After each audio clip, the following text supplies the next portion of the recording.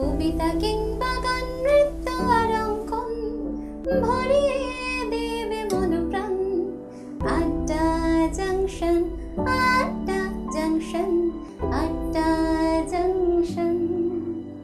শহর থেকে শহরতলি, গঞ্জ থেকে গ্রাম, চারিদিকে বিরাজমান আড্ডা জংশনের অনুষ্ঠান। নমস্কার দর্শক বন্ধুরা, আপনারা দেখছেন চ্যানেল ভিশন নিবেদিত ড্রিমস এন্টারটেনমেন্ট প্রযোজিত আপনাদের অতি প্রিয় অনুষ্ঠান আড্ডা জংশন। আর এই অনুষ্ঠানে আমি আপনাদের হৃদয়ের বন্ধু শামশের এবং আমার সঙ্গে রয়েছেন একজন গুণী মানুষ, বিশিষ্ট বাচিক শিল্পী শর্মিলা মাঝি। ওনাকে সকালের অনুষ্ঠানে স্বাগত জানাই। নমস্কার। কেমন আছেন? খুব ভালো আছি। এবং আজকে আমাদের সকাল সকাল স্টুডিও এসে কেমন লাগছে? ভীষণ সুন্দর আজকের দিনটা, মানে শীতটা তেমনও নেই, বসন্ত আসি আসি করছে, সেজন্য একটা নতুন একটা উদ্দীপনা, একটা অনুভূতি, একটা অনুভূতি, একটা সুন্দর একটা রঙিন দিন শুরু হবে। রঙিন দিন শুরু হবে অবশ্যই। আজকে কথা খুব কম বলবো, কারণ আজকে আপনার আবৃত্তি শোনার ভীষণ ইচ্ছা করছে। তাই প্রথম কি শোনাচ্ছেন আমাদেরকে, আমাদের প্রিয় দর্শক বন্ধুদেরকে? আমি প্রথম আমার যে লালবাড়ি আমার প্রেম, যে বইটি 2022-এ মানে গত বছর প্রকাশিত হয়, এই লালবাড়ির যে প্রেক্ষাপট সেটাকে আমি একটু বলবো যে লালবাড়ি আমার প্রেম এটা কেন, লালবাড়ি বা কি। কলকাতা গার্ডেন রিচে বেঙ্গল নাগপুর রেলওয়ে, সেটা ব্রিটিশ আমলে ছিল।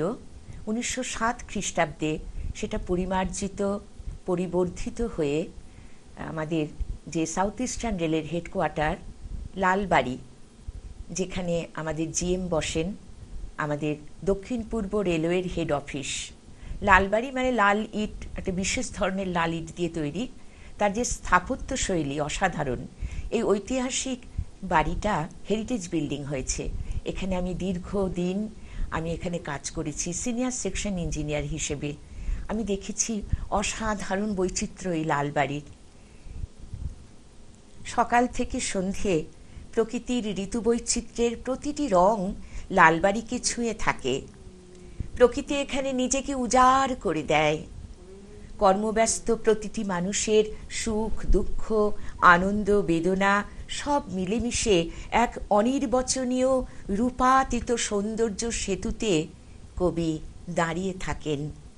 তার দৃষ্টি আকাশ বাতাস রোদ্দুর পাখি গাছ ফুলে সঞ্চরণ করে খুঁজে বেড়ায় ভালোবাসার নান্দনিক সেই রস, যাতে ডুব দিয়ে কবি অরূপের সন্ধান পান।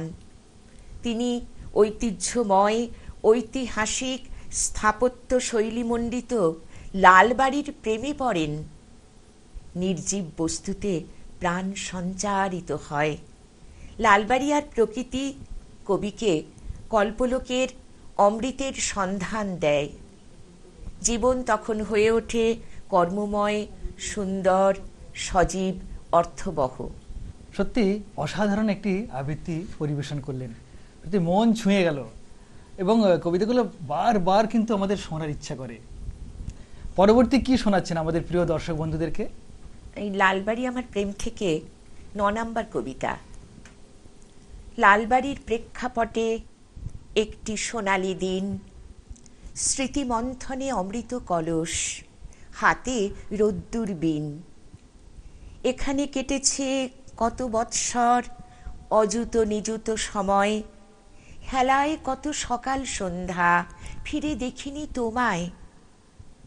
আজ যখন যাবার বেলা, 2 হাত বাড়িয়ে ডাকি, এসো এসো প্রেয়সী আমার, আরো 2 দণ্ড থাকি। তুমি আমার চক্ষের মণি, আমার ধ্রুবতারা, তোমার দিকে তাকিয়ে তবু রহস্য দেয় না ধরা। প্রথম যখন এলাম ঘুরেছি কেবল গোলক ধাঁধা, আঁকা বাঁকা কত গলি উপগলি একই বৃত্তে বাঁধা। সখীদের সাথে গল্পগুজবে অবসর ছিল ভরা, দল বেঁধে কত কাজ করতাম আনন্দেতেই সারা। 4 পাশ জুড়ে সিনিয়র দাদা দিদিদের প্রশ্রয়, কাজগুলো কত সহজে উঠত, মনে ছিল না ভয়। কেউ বা ছিল শাল সেগুন, কেউ বা মাধবী লতা, কেউ বা ছিল বটবৃক্ষ, ছাতিমের শান্ত নীরবতা। সারাদিন কত কথা ছিল, ছিল কথার প্রতিধ্বনি, তোমার সামনে কথা বিনিময়, তোমার সামনে কথা বিনিময়, কত না কানাকানি। চারতলা ছাদ উঠোনে শীত রোদ্দুরের আরাম, পশ্চিমাকাশ কত রং ভরা, পূর্ণিমা চাঁদ নয়নাভিরাম। আজও রঙের ফোয়ারা ওঠে, সন্ধ্যা তারাটি ওঠে, শরৎ মেঘ আকাশে, সাদা কাশফুলগুলি ফোটে, চিলের ডানায় দুপুরের রোদ, উদাসী বাউল যেন, একতারা হাতে বসে নদী পাড়ে, গানটি মন ভোলানো। সবুজ এখানে কত বিন্যাসে, কত ইশারায় ডাকে, যে ভালোবাসে সবুজ মায়া, ভালোবাসে ওরা তাকে। বাতাসের ঢেউ শাখা প্রশাখায়, পাখিদের কলতান, প্রকৃতি এখানে তোমায় দিয়েছে সুন্দরের অভিধান। যতই তোমায় দেখি প্রিয়, ততই আবেগ মথিত হৃদয়, তোমাতেই নবজন্ম আমার, উঠে দাঁড়াবার প্রত্যয়। বাহ, অপূর্ব অপূর্ব। সত্যি মানে কি সুন্দর করে আপনি আবৃত্তিটা করলেন, মানে আমাদের মন সত্যি ছুঁয়ে গেল। আমাদের দর্শক বন্ধুরা তো ভীষণ আনন্দ পাচ্ছে আপনার আবৃত্তি শুনে। লেখালেখির জগতে কত বছর? অনেক দিন, খুব ছোটবেলা থেকেই লেখালেখি করি। তবে মানে বারাসাতে আমার বাপের বাড়ি, সেখানে স্কুলে পড়াশুনো করেছি, কলেজে পড়েছি দমদমে। তারপরে আমি আসলাম যোধপুর পার্কে, সেখানে পড়াশুনো করেছি। তারপরে যখন চাকরি পেলাম, তারপর থেকেই কবিতা লেখাটা অনেক বেশি বেড়ে গেল। আরো নিজের মধ্যে লেখার ইচ্ছা আরো বেশি লেখার ইচ্ছা বেড়ে গেল। বইমেলাতে আপনার অনেক বই প্রকাশ হয়েছে, এবছর কি প্রকাশিত হলো? এবছর সবুজ অক্ষর কথা পরম্পরা প্রকাশনী থেকে, এছাড়া কিছু লিটল ম্যাগাজিনে কিছু কবিতা বেরিয়েছে। আচ্ছা, এই বইটা পরম্পরা প্রকাশিত হয়েছে। ওয়েবসাইটেও কবিতা বেরিয়েছে। সবুজ অক্ষর কথা। সবুজ অক্ষর কথা। কলকাতা বইমেলা পরম্পরা প্রকাশনী থেকে প্রকাশ হয়েছে। এখন যদি আমাদের প্রিয় দর্শক বন্ধুরা এই বইটা নিতে আগ্রহী হয়, কোথায় পাবে? এটা পরম্পরা প্রকাশনীতে পাবে, অথবা আমার কাছে ফোন করলে আমার কাছেও কিছু বই আছে, বই রাখা আছে, আপনি সেই বইগুলো ওনাদের হাতে, হ্যাঁ, আপনার পাঠক পাঠিয়ে হাতে দিতে পারবেন। বাহ, খুব ভালো। পরবর্তী কি শোনাচ্ছেন আমাদের প্রিয় দর্শক বন্ধুদেরকে? লালবাড়ি আমার প্রেম থেকে শোনাচ্ছি। একটা ঐতিহাসিক যে স্থাপত্য শিল্প মণ্ডিত বাড়ি, যেই বাড়িটিতে প্রাণ সঞ্চার হয়েছে যখনই প্রকৃতি তার কানে কানে কথা বলে, সূর্যের আলো বিভিন্নভাবে লালবাড়িকে অসাধারণ রঙে রাঙিয়ে দেয়, তখনই নির্জীব বস্তুতে প্রাণ সঞ্চার হয়। তো এই যে অনুভূতি, যেটা আমি ওখানে বসে দেখেছি, এমনিতে প্রকৃতির খুব কাছাকাছি থাকলে, প্রকৃতিকে ভালোবাসলে যে কোনো বস্তুতে প্রাণ সঞ্চার হয়, হতেই হবে এটা। আপনার কবিতার মধ্য দিয়ে সেই প্রাণ সঞ্চয় হোক, এটা আমরা চাই। শুনি সেই কবিতাটা। 10 নম্বর কবিতা। এত বছরের ওঠা বসা কি এত তাড়াতাড়ি ভেঙে ফেলা যায়? নারীর টানের মতো পিছু টান বারবার আঁচল টেনে ধরে, সুনিবিড় মায়ার মতো এক রাস অভিমান বুকে রোজ ফিরে যাওয়া, আগামী দিন আশার অঙ্গীকারে। সে আকাশকে সাক্ষী করে, নিজের বসার চেয়ার টেবিল আলমারিকে সাক্ষী করে, রোদ্দুরে চোখ মুখ ধোয়া ছাদ মেঝে করিডর উঠোনের কোনাখামচিতে জমে থাকা স্মৃতির আনন্দ সাক্ষী করে, যে সমস্ত পাখিরা প্রেমানন্দে বুঁদ হয়ে বসে থাকে জয় টিকার মতো বাড়িটির কপালে, তাদের সে ডাকে। বিকেলে সূর্যরথ যখন ফিরে যায়, লাল গোলাপি দুধে আলতায় লালবাড়িকে নবঢ়া বধূর মতো সাজিয়ে, প্রত্যেক ফিরে যাওয়া ছাপোষা মানুষকে সাক্ষী করে, তার চেতনায় সমস্ত দিনের আকাশলীন শব্দ, আলো অন্ধকার, চেনা অবয়বগুলোর চলাফেরা, হাসি কথা বলা, অন্তরঙ্গ কোনো মুহূর্তের ছলনা, উদ্দাম কোনো উল্লাস, ক্রোধ, ঘৃণা, হৃদংসা সব কিছুতেই মাথার ভিতরে হুবহু কপি করে রাখে এক দক্ষ নকল নবিশ। তার মনে হয় সে ছেড়ে যাচ্ছে না কিছুই। এখানে না থাকলেও সে যে এখানেই আছে, প্রতিদিন ভেসে যাওয়া রোদ্দুরের মতো, প্রাজ্ঞ প্রাচীন বনস্পতিদের মতো, শাখা প্রশাখায় সবুজ পাতাদের ঋতু মহোৎসবে, জীর্ণ ইটের ফাঁকে পাখির ঠোঁট থেকে পড়া বীজ থেকে অঙ্কুরিত শিশু বৃক্ষের মাথা দোলানো সরলতায় আর হাসিতে। সকাল সন্ধে এক প্রান্ত থেকে অন্য প্রান্তে উড়ে যাওয়া অসংখ্য পাখির ডানার উড়ানের মতো গতিময়তা তাকে বেঁধে রাখে সকল প্রাণীর সঙ্গে একত্রিত গভীর আবেগে। লেখনীর শানিত দ্বারে চিত্ত মমমিত্ত। সত্যি কি সুন্দর করে আপনার লেখনী শৈলী, যা বারবার আমাদেরকে মুগ্ধ করে তুলছে। যত শুনছি ততটাই বিভোর হয়ে যাচ্ছি। আমাদের প্রিয় দর্শক বন্ধুদের উদ্দেশ্যে কলকাতা বইমেলা সম্পর্কে কি বলতে চাইছেন? যে আপনার সবুজ অক্ষর যে কথাটা প্রকাশিত হয়েছে, সেই সম্পর্কে আপনি কিছু কথা আমাদের প্রিয় দর্শক বন্ধুদেরকে বলুন। সবুজ অক্ষর কথা হলো আমাদের যে গ্রামে, বিশেষ করে গ্রামেই এখন, তো সেখানে কৃষকেরা যে ধান ফলায়, বিভিন্ন শাকসবজি, ভীষণভাবে কোনো এক ট্রেনে যখন আমরা যাই, দূরপাল্লার ট্রেনে, তখন বেশি অনুভব করা যায় প্রান্তরের পর প্রান্তর অতিক্রম করে এগিয়ে চলেছি। সবুজ যে ধান, সবুজ যে শস্য, যেন মনে হচ্ছে কেউ যেন ওই লাঙুলটা হচ্ছে তার পেন, তার ডগা দিয়ে সে লিখে চলেছে অনেক কবিতা, অনেক কথা, অনেক অক্ষর কথা। আমরা যেমন আমাদের পেনের ডগা দিয়ে আমরা কালির আঁচড়ে ফুটিয়ে তুলি অনেক কবিতা, অনেক অক্ষর, তেমনই একজন কৃষক সে লাঙলের ডগা দিয়ে মাটিতে ফুটিয়ে তোলে তার যে ফসল। এটা হলো সবুজ অক্ষর কথা, এটাই বলতে চেয়েছি। লালবাড়ি প্রেমের মতো সবুজ অক্ষর কথাও সকল পাঠক পাঠিকাদের মনের জায়গা করে নিক, এটা চ্যানেল ভিশনের পক্ষ থেকে এবং আড্ডা জংশনের পক্ষ থেকে এই কামনা করি। এই মুহূর্তে আমাদের প্রিয় দর্শক বন্ধুদেরকে কি উপহার দিচ্ছেন? পরপর দুটো কবিতা কিন্তু আমার শোনার ভীষণ ইচ্ছা করছে, কি শোনাচ্ছেন? তাহলে আমি সবুজ অক্ষর কথা এই বইটা থেকে পরপর দুটো কবিতা শোনাচ্ছি। অন্যের মাঝে। কাঁধে ঝোলা নিয়ে বেরিয়ে পড়ল সে, ডান দিকে চোখ ধাঁধানো জৌলুস, আর বাঁদিকে জলের বিস্তার। কচুরিপানার সবুজ দঙ্গল না থাকলে জলকে বোঝাই যেত না। কেবল একমাত্রিক বয়ে যাওয়াটা নতুন কোনো দৃশ্যের জন্ম দেয় না, যদি না তার গতিকে বাধা দেওয়ার মতো কিছু না থাকে। বেশ চিনতে চিনতে যাওয়া নিজেকে, অন্যকে, অন্য কিছুকে। একবার চা দারুণ স্বস্তি দিতে পারে যদি খাওয়া যায় সকলের সঙ্গে তাড়িয়ে তাড়িয়ে। সুবর্ণ রেখাতে পুরনো উই খাওয়া পাতা উল্টাতে উল্টাতে কত বছর আগেকার অলি গলি মেঠো পথ খিস্তি খেউর উঠে আসে। বিবর্ণ সেই সময়কে বড় উজ্জ্বল মনে হয়, বড়ই সরল। হ্যাঁ, এখন তো সব কিছু হিসেব হয় টাকা, পেশি শক্তি, কান এঁটো করা হাসি আর তৈল মর্দনের নিরিখে। তারপর ঘুরে ঘুরে কাঠ গোলাপের তলায় থিতু হয় সে। ওই টিফিন বক্স খুলতে যেটুকু সময় লাগে আর কি।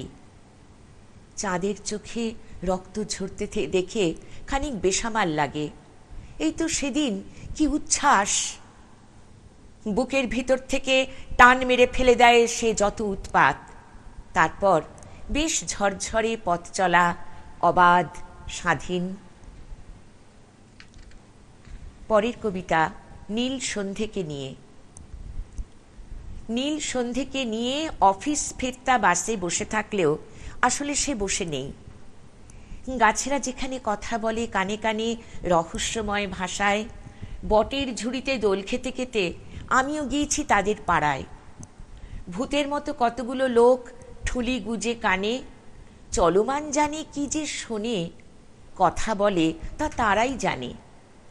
কথা নেই, ভাষা নেই মানুষের, সভ্যতার ভাষা কি যে নিদারুণ। এক বোম্বেটে ডাকাতের মতো আমি গাছেদের সবুজ ঘ্রাণ, ডালে ডালে পাতায় পাতায় মুখ গুজে শুষে নিতে চাই। নীল সন্ধে সাক্ষী থাকে সে বনজ আদিম ভালোবাসার। জানালার কাঁচ ভেদ করে ছুটে যাই রাজপথে, যেখানে কবিতারা গুটি গুটি পায়ে হেঁটে চলে। নীল সন্ধে যখন নিকষ কালো, একটা একটা করে স্টপেজ যান্ত্রিক মানুষগুলোকে ঘরে ফেরবার আশ্বাস দেয়। আমি তখন কোথায় ফিরতে হবে মনে করতে করতে, কবিতা কুড়োতে কুড়োতে একটা অভ্যেস ঠিকানাতে গিয়ে কড়া নারী। আজকের এই সকালটা কবিতাময় হয়ে উঠছে। মানে এত সুন্দর সুন্দর কবিতা আমাদের প্রিয় দর্শক বন্ধুদেরকে উপহার দিচ্ছেন। আজকের অনুষ্ঠান ছেড়ে বিদায় নিতে ইচ্ছাই করছে না, কিন্তু সময়ের বাঁধনে বাঁধা, তাই সময় কিন্তু বারবার আমাদেরকে চোখ রাঙাচ্ছে। আর এদিকে কবিতা শোনার ইচ্ছাটাও কি আমাদের আরো বাড়িয়ে দিচ্ছে। এরপর কি শোনাচ্ছেন আমাদের প্রিয় দর্শক বন্ধুদেরকে? আমি আবার লালবাড়ি আমার প্রেম এর থেকে 18 নাম্বার কবিতা। এত আলোর দিকে মুখ করে ছায়া পাশে ফেলে তাকিয়ে থাকা কোনো একটি দিন, পিছনে খেলার মাঠ, চারপাশে দাঁড়িয়ে অনুগত পলাশ, ঝাউ, আম, দেবদারু, ছায়া সুনিবিড়। ঋতু ভেদে প্রতিটি দিন উজ্জ্বল। আকাশ এখানে কথা বলে, গান গায়, ছবি আঁকে। চিলের ডানার টান টান উড়ান। চিলেরা এখানে সম্রাট, গম্বুজে সারাদিন বসে থাকে। যত দূর খুশি দৃষ্টি ছড়িয়ে দেওয়া যায়। নদীর বুকে স্টিমার নৌকোর অবিরাম আনাগোনা। প্রকৃতির সাথে একাত্ম রূপের ঐশ্বর্য নিয়ে প্রাচীন ইতিহাস রন্ধ্রে রন্ধ্রে আলোড়ন জাগানো বাড়িটি চিরচেনা। সত্যি, মানে যত শুনছি তত যেন শোনার ইচ্ছাটা আরো ভীষণভাবে আমাদের মধ্যে বাড়িয়ে দিচ্ছে। কিন্তু সময় বারবার আমাদেরকে চোখ রাগাচ্ছে। তাই আরো কয়েকটা কবিতা পরপর শুনে নিই। পরপর দুটো কবিতা আপনার কাছ থেকে শোনার ভীষণ ইচ্ছা করছে। লালবাড়ি আমার প্রেম থেকে 37 নম্বর কবিতা। রূপটান দিও ওগো সকালেরই নীলাকাশ, বাতাস তুমি সুগন্ধি দিও, দিও চন্দনবাস। ও মেঘ তুমি কাজল না দিয়ে যেও না চলে, পলাশ অশোক কৃষ্ণচূড়া রক্তিম আভা দিও কপলে। ভোরের সূর্য কপালে দিয়েছে অরুণ রক্ত লিখা, ও সকাল তুমি জয়যাত্রায় পরিও জয়টিকা। ধানি রঙা শাড়িটি পরিও, ও সবুজ কৃষিক্ষেত, হলুদ রঙা জামাটি এক উজ্জ্বল সংকেত। মুকুর দিও মুখটি দেখতে ও স্বচ্ছ সরোবর, মহুয়া ফুল তুমি রাঙিয়ে দিও মোর দুটি অধর। ও শিরিষ তোমার ফুলটি দিয়ে কর্ণে পরিও দুল, মাধবীলতা গলার হার দুলবে দোদুল দুল। সবুজ গাছেরা সখী ঘিরে থেকো চারপাশে, প্রেমিকের কথা বলো কানে কানে লাজ রক্তিম ভাসে। চুল জড়িয়ে খোপা বেঁধে দিও ওগো নীলমণি লতা, জুঁই ফুলমালা জড়িয়ে দিও খুলবে খোপার শোভাটা। বেলফুল দিও হাতের বাঁধন দুখানি শোভন বালা, ধুধুল বীজ চরণ নূপুর আধো আধো সুরো ঢালা। এভাবে দুপুর বিকেল পেরিয়ে সন্ধে ঘনাবে ঘোর, তখনই বাজবে চরণ নূপুর, বাজবে শ্যামের বাঁশির সুর। আপনার কবিতার মধ্য দিয়ে পুষ্পমালার একটা আভাস পেলাম। কত রকম ফুলের আভাস আপনার কবিতার মধ্যে শুনতে পেলাম এবং দেখতেও পেলাম। পরবর্তী কবিতা 39 নাম্বার কবিতা। কুয়াশা ভস্য গায়ে মেখে তপস্বী গাছেরা মৌন, বেরঙা দিনটি ভরা শীতে ডুব দেবে বলে মেঘেদের ডাক পাঠিয়েছে বুঝি। সকালের প্রফুল্ল মুখটি না দেখে যত রাজ্যের শোক মনের দরজায় ঘা দেয়। প্রিয় মানুষদের কথা জাল বনে বুকের ভিতরে। মাঝ দুপুরে পায়রাগুলো জোড়ায় জোড়ায় বসে বাংলো প্যাটার্নের বাড়িটির মাথায় কেউ পাশাপাশি, কেউ দুদিকে মুখ করে, এক পাক নেচে নেয় কেউ অপ্সরার মতো ঘুরে ঘুরে। বুভুক্ষুর মতো ওদের ডানার ময়ূরপঙ্খী ধূসর কালো রঙের ওড়াওড়ি দেখতে থাকে সে, আকাশে খোঁজে আলোর উৎসকে। ধূসর মেঘ উড়ে চলে, কালের প্রবাহ এমনই মনে হয়। গোলাকার চাকতির মতো অনুজ্জ্বল সূর্য কালের সমুদ্র সাঁতরে চলেছে কোথায়, কোন অজানায়। তাকে দেখে বুঝি মায়া হয় মেঘেদের। আঁচল সরলে খানিক উন্মোচিত হয় খানিক উজ্জ্বলতা। সেই চোখ সরায় না, কিন্তু ছাই চাপা উজ্জ্বলতা কি ভীষণ জ্যোতিতে বিচ্ছুরিত। সে চোখ সরিয়ে প্রণাম জানায় দিবাকরকে। এক লক্ষমারি দর্শনে প্রফুল্লময় হয় প্রাণ মন। আবার অন্ধকার চেপে বসে, চিলেরা বিমর্ষ মুখে বসে থাকে গম্বুজে। কুয়াশা ক্রমশ চেপে বসে সুউচ্চ অট্টালিকা শরীরে। সময় কিন্তু খুবই সীমিত, কিন্তু আরেকটা ছোট্ট কবিতা শোনার লোভ কিন্তু সামলাতে পারছি না। তাহলে শুনিনি আপনার লাস্ট কবিতা কি শোনাচ্ছেন আমাদের প্রিয় দর্শক বন্ধুদেরকে? 49 সংখ্যক কবিতা। এমন সব খুশিয়াল মেঘেরা ওড়ে আমার চারপাশে, সাদা রাজহাঁসের পাখনায় নীল জল খেলা করে। আমি আনত আকাশকে বিন্দু বিন্দু জলে স্নান করাই। এসবই তুমি এসেছো বলে। মাঝে মাঝে পাটকিলে রং এসে মুছে দেয় যত সরল শূন্যতা, তবু তারাও আমার কাছে সমান আদরণীয়। উপলক্ষ তুমি এসেছো বলে। তোমার ওই নিরাকার সত্তা, এর চেয়ে সত্য কিছু নেই। তোমার নীলাভ স্বপ্নগুলো সাজাতে পারে কি যত এলোমেলো কথা, যা অনায়াসে কি অপরূপ ব্যঞ্জনায় তুমি বলে চলো। আর আমার নিভৃত পদচারণা প্রতি মুহূর্তে পেতে চায় শব্দের ঘ্রাণ, স্পর্শ, স্বাদ। এত কি তুমি কখনো ভেবেছিলে? তারপর দিন যখন তার নির্যাসটুকু দিতে চাই বিকেলের হাতে, বিকেল তার হাত পূর্ণ করে দেয় মায়াবী আলোয়। রঙিন মেঘের খেয়ায় তখন ফেরি পারাপার। রাজহাঁস তার ডানায় মুড়ে নেয় যত অপার্থিব আলো। ওরে ওরে অনেক ফিনিক্স পাখিরাও তখন। সূর্য ঝাড়বাতি হয়ে জলে দিনের পশ্চিম কিনারে, নদীর জল ছুঁয়ে ছুঁয়ে নিঃসঙ্গ শঙ্খচিল ডানা মেলে। কত জনমের সাধ তার ওরা, ওরা শুধুই ওরা। এসবই তুমি এসেছো বলে।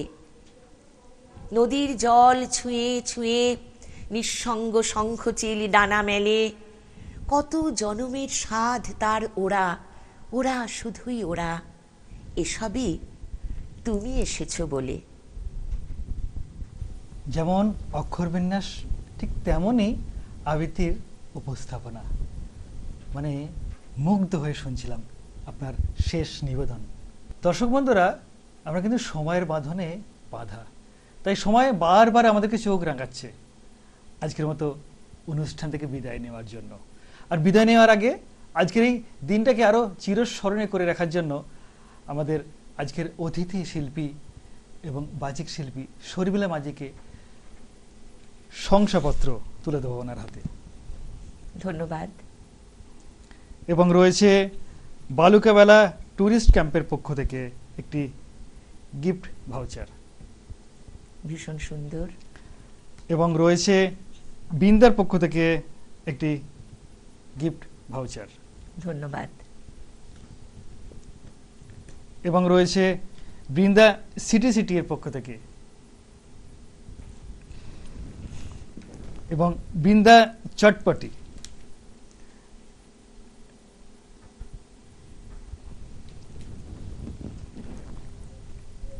রয়েছে চ্যানেল ভিশন আড্ডা জংশনের পক্ষ থেকে মেডেল, ধন্যবাদ, অনেক শুভেচ্ছা তোমার সাথে। এবং আরেকটি ছোট্ট উপহার। বাহ, অসাধারণ। এবং দিনটিকে আরো স্মরণীয় করে রাখার জন্য স্মারক দিয়ে ওনাকে সম্বর্ধনা জানাবো। অনবদ্য। ভালো থাকবেন, সুস্থ থাকবেন এবং জীবনটা কবিতাময় হয়ে উঠুক এই কামনাই করি। আজকের মতো অনুষ্ঠান থেকে বিদায় নিলাম। আবার ঠিক আগামীকাল এই সময়ে ফিরে আসছি নতুন কোনো অতিথিকে নিয়ে, নতুন অনুষ্ঠানে। নমস্কার।